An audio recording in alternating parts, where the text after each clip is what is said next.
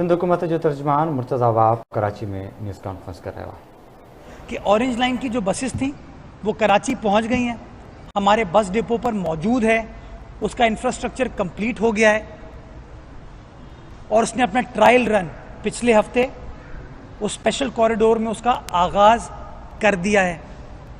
Red line जो कि मौसमियात की साइड से, मलीर हॉल की साइड से होती हुई ऑल द वे टावर तक जाएगी, 75 अरब रुपए लागत का प्रोजेक्ट है। 75 अरब लागत का प्रोजेक्ट है। पाकिस्तान का पहला मास ट्रांजिट का मंसूबा है जो कि विदाउट सब्सिडी चलेगा। क्यों विदाउट सब्सिडी चलेगा? कि उसमें बायोगैस टेक्नोलॉजी है, जो गोबर हमारा समंदर को ख़राब कर रहा है, हमारे माहौल को ख़राब कर रहा है, उस बायोगैस टेक्नोलॉजी से उन बसेस को फ्यूल किया जाएगा। वो ज़मीन केएमसी के पास थी लांडी में, बड़े अरसे से कोऑर्डिनेशन हुकूमत और केएमसी की नहीं थी, बैठे मसले को रिजॉल्व किया। आज मुझे खुशी होती है वो 75 अरब रुपए लागत का प्रोजेक्ट, उसका ग्राउंड वर्क स्टार्ट हो चुका है। कराची शहर का फ़ायदा होगा, कराची वालों का फ़ायदा होगा। और इसी तरीके से ग्रीन लाइन येलो लाइन जो कोरंगी साइड से आएगी, शहर में कनेक्टिविटी क्रिएट की, उसकी फिजिबिलिटी PC1 के फाइनल स्टेजेस पर इस वक्त है। इमरजेंसी सर्विस, इमरजेंसी सर्विस तनकीद होती थी कि शहर के अंदर एम्बुलेंसेस नहीं हैं, इमरजेंसी रिस्पांस का कोई प्रॉपर निज़ाम नहीं है। मैंने बहैसियत फादर ऑफ द सिटी हुकूमत से बात की, अपनी सियासी जमात से बात की, उनकी मदद हासिल की। नतीजा क्या हुआ कि वो बातें जो हम इतने सालों से सुन रहे थे 1122 के हवाले से, वो इसी दौर में हम ऑपरेशनलाइज करने में कामयाब हुए। 230 नई एम्बुलेंसेस, फुली इक्विप्ड एम्बुलेंसेस, जिसके अंदर went, paramedical support, oxygen support सब कुछ अवेलेबल है, वो इस वक्त आपको कराची शहर में चलते हुए नज़र आ रही हैं। हालिया दिनों में जो वाक़या हुआ था कश्मीर रोड और शहीद मिलत के कोने पे, तो जहां हमारे फायर ब्रिगेड के अमले ने काम किया, DC साहिबान, पुलिस ने काम किया, वहीं पर वो 1122 की एम्बुलेंसेस आपको खड़ी नज़र आ रही थी। एक ज़माने में कोई सरकारी एम्बुलेंस इस तरह के वाक़यात में मौजूद नहीं होती थी, अब की बार हुई, और हमारा फायर ब्रिगेड का अमला जो उसमें ज़ख्मी हुआ, उनको तिब्बी इमदाद उस 1122 की एम्बुलेंसेस में मिली। तो हमने बेटर कोऑर्डिनेशन के साथ उस प्रोजेक्ट को हकीकी जामा पहनाया, और आज मैं एक और अच्छा ऐलान करने जा रहा हूं कि उस 1122 कंपोनेंट जो कि अभी सिर्फ एम्बुलेंस तक महदूद है, आज से फायर ब्रिगेड भी 1122 पे ऐड कर दी गई है। जो हमारा कमांड एंड कंट्रोल रूम है 1122 का, अगर खुदा ना खास्ता, अल्लाह ना करे, अगर कोई फायर इमरजेंसी होती है तो आप 1122 से रुजू करके फायर ब्रिगेड को मुतला कर सकते हैं और फायर ब्रिगेड उस जगह पर पहुंचेगी। और कल से हमने इसका पायलट प्रोसेस स्टार्ट कर दिया था। कल हमने इसका पायलट किया तो 9 मिनट में, 8.5 मिनट में एम्बुलेंस पहुंची और 12 मिनट में उस जगह पर फायर ब्रिगेड पहुंची 1122 पर कॉल करने के बाद। और तीसरा फेज 15 मददगार को भी इसके साथ अब इंटीग्रेट करने जा रहे हैं। कल चीफ सेक्रेटरी साहब के पास हमने मीटिंग की, जहाँ पे एडिशनल IG कराची भी आए। मैं खुद IG साहब से इस हवाले से बात कर चुका था कि भाई एक कंपोनेंट हो इमरजेंसी रिस्पांस का, 1122 आप कॉल करें, मेडिकल इमरजेंसी है, पुलिस इमरजेंसी है, फायर की इमरजेंसी है, एक कोऑर्डिनेटेड होलिस्टिक अप्रोच के साथ जो शहर के इदारे हैं वो आगे बढ़ें। और इंशाअल्लाह फायर ब्रिगेड का तो आज से पायलट रन स्टार्ट हो गया है। 15 भी आइंदा चंद रोज़ में या कुछ हफ्तों में आपको ऑपरेशनलाइज करके देंगे, ताकि 1122 एक होलिस्टिक अप्रोच के साथ इस शहर की इमरजेंसी रिस्पांस सिस्टम को आगे बढ़ा सके। इसी तरीके से नंबर प्लेट्स का इस शहर के अंदर बड़ा इशू था। नई नंबर प्लेट्स नहीं मिलती थी, लोग तनकीद करते थे। आज अल्हम्दुलिल्लाह नई गाड़ियों के लिए उन नंबर प्लेट्स का मसला हल हो गया है। सिंध हुकूमत के ताउन से, इश्तराक से जब कोऑर्डिनेशन होगी, कोलैबोरेशन होगी, तो मसाइल हल होंगे। इसके साथ साथ मैंने हमेशा ये कहा है कि ग्रांट के साथ आप इदारों को ठीक नहीं कर सकते हैं। ग्रांट के साथ आप लोगों को वेंट पे तो रख सकते हैं इदारों को, लेकिन अगर आप चीज़ों को सस्टेन करना चाहते हैं तो आपको इदारे की अपनी फाइनेंशियल वायबिलिटी, सस्टेनेबिलिटी के ऊपर काम करना होगा। तो इसको हमने दो हिस्सों में डिवाइड किया। पहला जो ग्रांट का ताल्लुक है, जहां हमें गवर्नमेंट की ज़रूरत थी, मैंने कुछ प्रोजेक्ट्स आपको गिनवाए, कुछ और मैं आपको बताता हूं कि हमने गवर्नमेंट के सामने शारा नूरजहां का केस रखा। शारा नूरजहां बजट में अप्रूव हुई, अल्हम्दुलिल्लाह टेंडरिंग हो गई, काम स्टार्ट हो गया। 1.3 अरब रुपए डिस्ट्रिक्ट सेंट्रल में सिंध हुकूमत खर्च कर रही है। जो गुलबर्ग की रोड है, जो Karachi institute of heart disease से आती है, तबाहाली का शिकार थी, खस्ता हाली का शिकार थी। सिंध हुकूमत से बात की, 600 मिलियन मुख्तस किए गए, टेंडरिंग हो गई, माशाल्लाह वहाँ काम स्टार्ट हो चुका है। हमारा old city area, civil hospital, trauma centre, lady Dufferin hospital, सड़क तबाहाली का शिकार थी। सिंध हुकूमत से बात की कि हेल्थ इनक्लेव है आपका, बाकायदा दुनिया पाकिस्तान भर के पेशेंट्स इन अस्पतालों में आते हैं। इंफ्रास्ट्रक्चर को बेहतर बनाने के लिए आपकी मदद की ज़रूरत है। पैसे मुख्तस किए गए, टेंडरिंग हुई, अल्हम्दुलिल्लाह सड़क तामीर हो चुकी है। जिना अस्पताल, NICVD, NICH 3 सबसे बड़े अस्पताल हैं पाकिस्तान के, और एक इम्पॉर्टेंट आर्टरी है शहर की। अगर शारे फैसल चौक हो तो आप इस सड़क को इस्तेमाल करके कोरंगी रोड की तरफ भी आप जा सकते हैं। सिंध हुकूमत से बात की, पैसे मुख्तस कराए, टेंडरिंग करा दी। आज आप जा सकते हैं कि कराची कंटोनमेंट बोर्ड के उस एरिया में सिंध हुकूमत के इश्तराक से ताउन से काम कराया जा रहा है, एंड एज वी स्पीक वहाँ पर काम हो रहा है, ताकि वहाँ के पेशेंट्स को फैसिलिटेट किया जा सके, जो वहाँ पर लोग रहते हैं उनको फैसिलिटेट किया जा सके। हमारे जो सनती एरियाज़ हैं, पोर्ट कासिम की साइड पर जाएँ, EPZA की साइड पर जाएँ, मेहरान हाईवे खस्ता हाली का शिकार थी, बुरा हाल था। सिंध हुकूमत से बात की, मेहरान हाईवे पे इस वक्त काम चल रहा है, तकरीबन 1.4 अरब रुपए लागत से उस सड़क को भी तामीर किया जा रहा है। अभी मुझे किसी सनतकार का फ़ोन आया, मैसेज आया कि थैंक यू, काम अच्छे अंदाज से आगे किया जा रहा है। KMC ने जहाँ सिंध हुकूमत के ताउन से साइड की 17 सड़कों पर काम किया गया, गुलबई पर काम किया गया, मौरी रोड पर काम किया गया, सैंडस्पिट रोड के ऊपर काम किया गया, तो सिंध हुकूमत को फंडिंग में जो पैसे मिले, तो हमने जो एक टुकड़ा रहता था साहिली पट्टी का, जो कि मछली चौक से कैनब तक जाता है, 90 करोड़ लागत का प्रोजेक्ट है, उसके ऊपर काम किया। एज वी स्पीक काम चल रहा है, और इंशाल्लाह मुझे बताया गया है कि इस महीने यानी कि 31 जुलाई के आखिर तक हमारा काम मुकम्मल हो जाएगा। हालांकि टारगेटेड टाइम इसका 30 अक्टूबर था, लेकिन तेज़ी से काम हुआ। एक बीच में पट्टी थी जो LDA की थी, जो कि आपको वाई जंक्शन से मछली चौक को कनेक्ट करती, बड़े साल से तबाही का शिकार थी। वज़ीर आला सिंध को गोश गुजार किया, रिक्वेस्ट की, पैसे मुख्तस कराए। आज आप जाके दे सकते हैं कि वहाँ पर भी काम हो रहा है। मनोड़ा का बीच फ्रंट कह लें आप, पीपल स्क्वायर कह लें, पीपल स्क्वायर से याद है Karachi neighbourhood improvement project. Karachi के 3 अजला के लिए पैसे इसके अंदर मुख्तस किए गए, और उसमें अगर आप ज़िला जनूबी की बात करते हैं तो ककरी ग्राउंड तामीर किया जा रहा है। वो ककरी ग्राउंड जो हमेशा से मट्टी बुरा हाल था, उसको मॉडर्न स्पोर्टिंग फैसिलिटी में कन्वर्ट किया जा रहा है। सिंध हुकूमत मदद करिए तभी हो रहा है, सपोर्ट करिए तभी हो रहा है। हम उसको लीड कर रहे हैं, हम चेक करते हैं, खुद विज़िट करते हैं वहाँ जाके। उसी ककरी ग्राउंड के बराबर में टैनरी रोड है, चाकीवाड़ा रोड है, शेरशाह रोड है, जो कि हब से कनेक्ट करती है हमें, काम हो रहा है उसके ऊपर। बोर्ड बेसन पे आइए आप,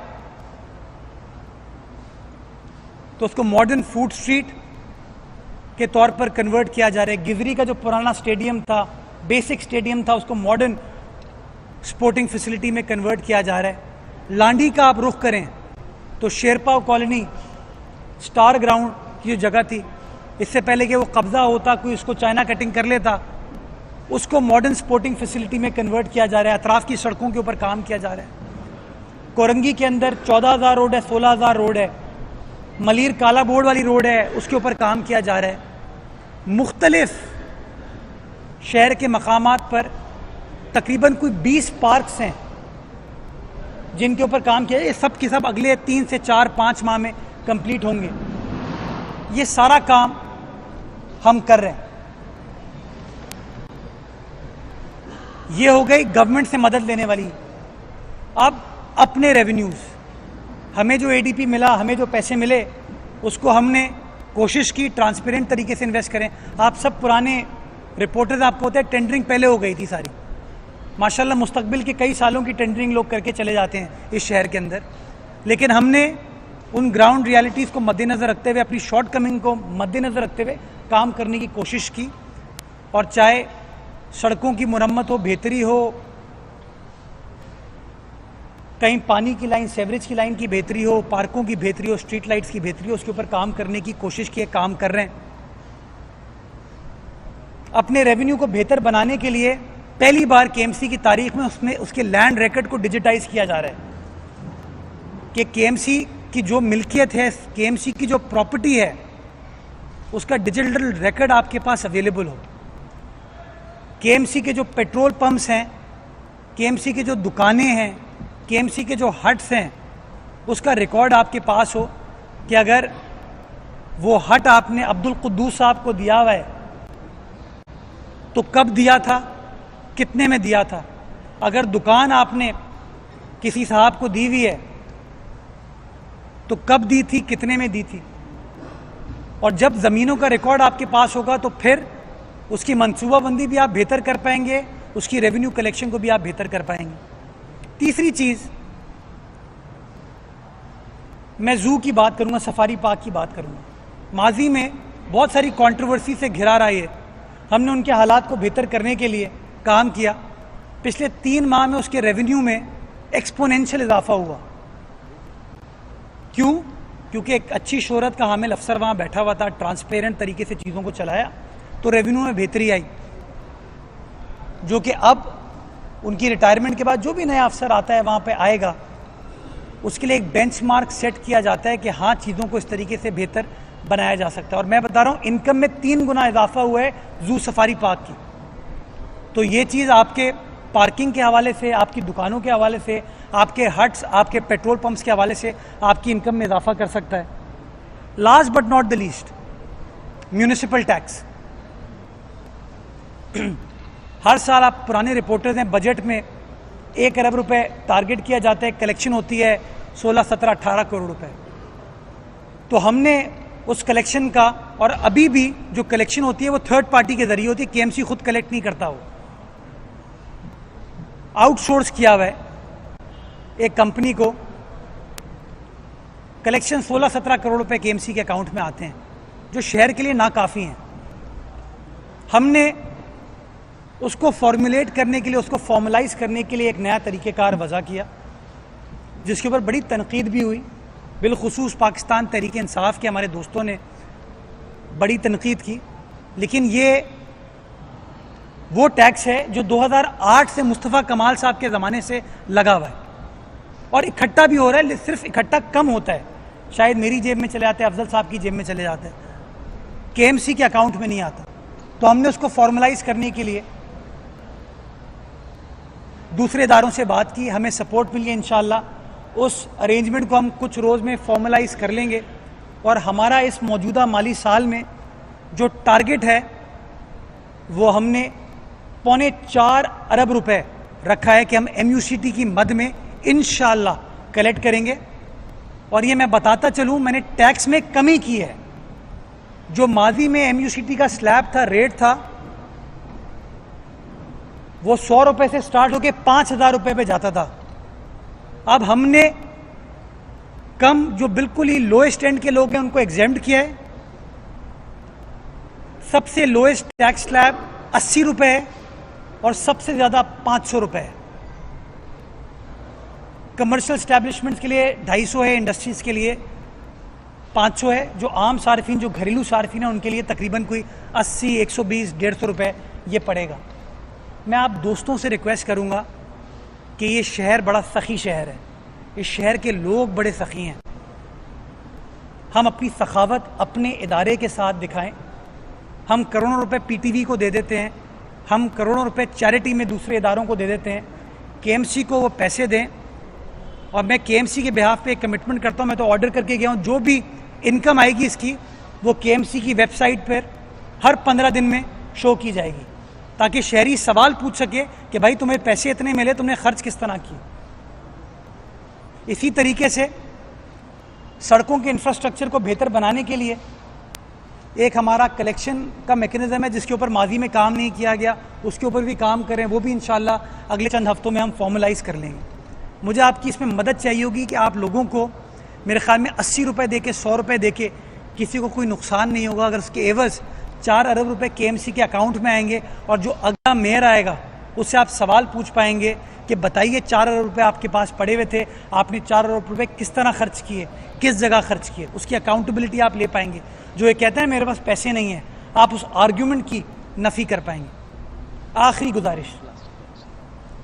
गुजारिश, कल मुझे बताया गया कि केएमसी की बिल्डिंग के बाहर प्रोटेस्ट किया गया है।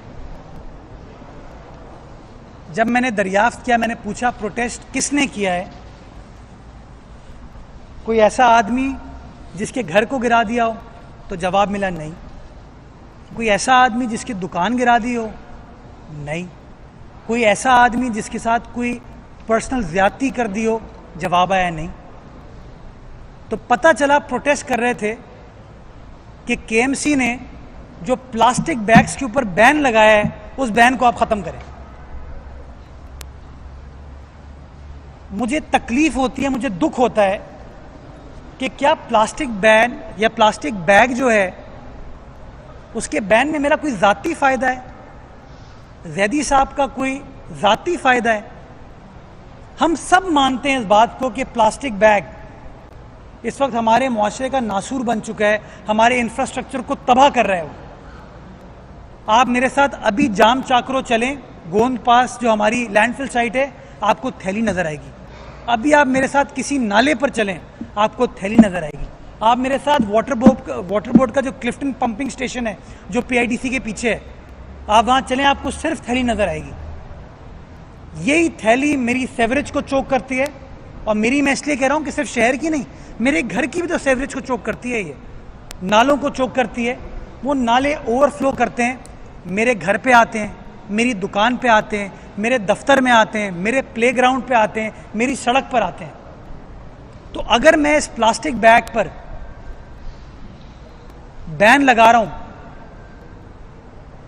तो इसलिए लगा रहा हूं, अफ्रीका के मुमालिक में बैन लग चुका है, हमसे बहुत पीछे कहते हैं अफ्रीका को, उन लोगों ने बैन लगा लिया है। इस्लामाबाद में बैन लग गया है, बट हम अपने शहर में।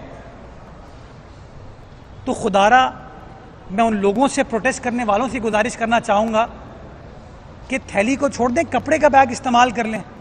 जब मैं बड़ा हो रहा था तो हम भी रोटी लेने के लिए टोकरी लेके जाते थे। आप लोग दफातर जाते थे, मुझसे सीनियर जो लोग बैठे हैं वो टिफ़िन लेके जाते थे। वो हम इसी शहर में, आप ओल्ड सिटी एरिया में जाएंगे तो ऊपर के 4थे फ्लोर के अपार्टमेंट से टोकरी को रस्सी बांध के नीचे डालते थे, जो चीज़ खरीदनी है उसमें डाला और वो ऊपर खींच ली। इसी शहर में होता था। आज हमने अपने 15-20 मिनट के कन्वीनियंस के लिए कि दवाई खरीदने में जाऊं तो दवाई गद्दे में होगी, गद्दे के ऊपर पेपर बैग होगा, पेपर बैग के ऊपर हमने शॉपिंग बैग डाल दिया, प्लास्टिक बैग डाल दिया। कोई भी चीज़ खरीदने जाएं वो प्लास्टिक बैग आ गया। तो खुदारा अगर हम चाहते हैं हमारे शहर के इंफ्रास्ट्रक्चर को मज़ीद नुकसान ना हो तो इस चीज़ पर हमारी मदद करें। लास्ट प्रोटेस्ट, मैं लोगों के प्रोटेस्ट का एहतराम करता हूँ बहैसियत सियासी जमात। मुझे कोई एतराज़ नहीं है कि लोग प्रोटेस्ट करें। पेंशन के जो हमारे मुलाजमीन हैं उनका प्रोटेस्ट बिल्कुल जायज़ है। क्यों उन्हें अपनी ज़िंदगी के 30-35 साल इदारों की खिदमत में, शहर की खिदमत में, आवाम की खिदमत में सर्व किए और उनका राइट है कि उनको उनकी पेंशन मिलनी चाहिए। बदकिस्मती के साथ चूँकि केएमसी के वो माली हालात नहीं हैं, उनको वो पेंशन नहीं मिल पाए, उसके एरियर्स हैं। मैंने सिंध हुकूमत से रिक्वेस्ट की और रिक्वेस्ट का नतीजा ये हुआ कि एक ग्रांट इंशाअल्लाह सिंध हुकूमत से हमें मिलने जा रही है, जिसकी तजवीज़ कैबिनेट कमेटी वज़ीर आला सिंध को भिजवा चुकी है। वो बजट में मसरूफ़ थे, इसलिए वो मामला फाइनलाइज नहीं हो पाया। उनसे इंशाअल्लाह 1-2 रोज़ में अगले हफ्ते तक इस मामले को हम रिजॉल्व करा के उस पेंशन के मसले को हल करेंगे, वो रिलीफ हमको मिल जाएगी। लेकिन मैं गुजारिश करना चाहूँगा, नर्सेज प्रोटेस्ट कर रहे हैं आजकल। वो केएमसी की एम्बुलेंस लेके, सरकारी एम्बुलेंस लेके केएमसी के दफ्तर आते हैं और केएमसी के खिलाफ नारेबाजी करते हैं और कहते हैं हमारी तनख्वाहों को बढ़ाओ। वो डॉक्टर्स कहते हैं हमारी तनख्वाहों को बढ़ाओ। हर शख्स चाहता है उसकी तनख्वाह ज़्यादा हो और वो अदालत से भी लोग रुजू कर लेते हैं। मैं गुजारिश करना चाहूँगा कि एम्प्लॉयर एम्प्लॉय की रिलेशनशिप जो है वो बाहमी रजामंदी की होती है कि नौकरी देने वाला आदमी जो आपको रोज़गार दे रहा है वो बताता है कि मेरा बजट इतना है भाई, इस बजट को मैं इस तरह इस्तेमाल कर सकता हूँ। सिनासी नवा खे ॿुधाईं त तर्जमान सिंध हुकूमत मुर्तज़ा वहाब प्रेस कॉन्फ्रेंस करे रहियो आहे। उनजो इहो चवण हो त ऑरेंज लाइन बसूं कराची में पहुची वियूं आहिनि, उन्हनि जो इंफ्रास्ट्रक्चर मुकमल थी वियो आहे ऐं हुनजो इहो चवण हो त एमरजेंसी सर्विस ते तनक़ीद थींदी हुई त उनजो शहर में को प्रॉपर निज़ाम न आहे। मां इहो ॿुधाइणु चाहियां थो त इन वक़्तु 230 नयूं एम्बुलेंसिस कराची में हली रहियूं आहिनि ऐं अॼु खां 1122 ते फायर ब्रिगेड खे बि शामिल कयो वियो आहे। एमरजेंसी जी सूरत में 1122 ते राब्तो करे फायर ब्रिगेड खे घुराए सघिजे थो। उन चयो त हाणे 15 मददगार खे बि उन में शामिल करणु वञी रहिया आहियूं।